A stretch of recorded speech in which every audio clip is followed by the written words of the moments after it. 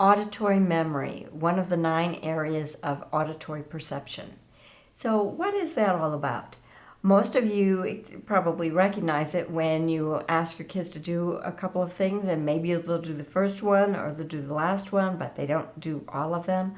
Or even your husband might ask you to do something, or you might ask your husband to do something, and they don't get it all done because they just didn't remember it.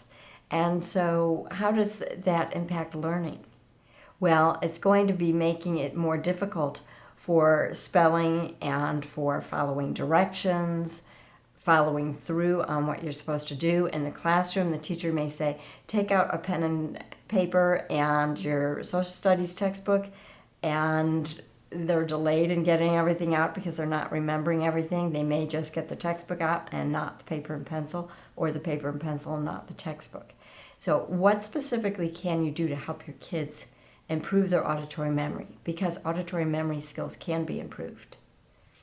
So what we're going to do to improve auditory memory skills are some simple things, like just practicing orally repeated sequences of letters or numbers or sounds.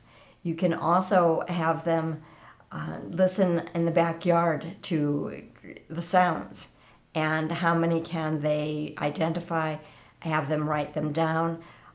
Later on, ask them, what were the sounds that you heard? Things like that will make it easier.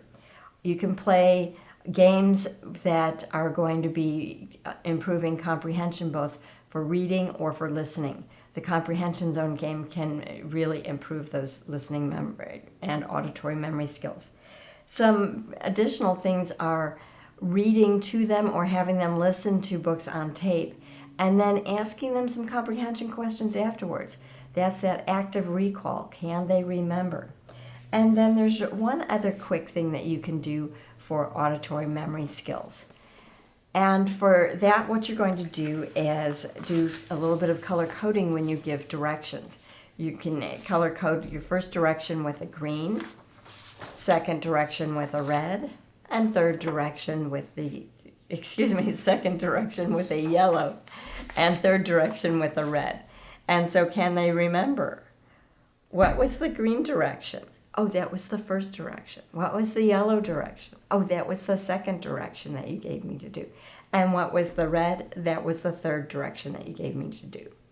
And so doing those kinds of things, helping them to learn with associations, will really make a difference.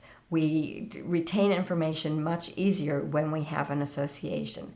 And that's one of the reasons that doing a little color coding will make a difference too. Hope this is helpful.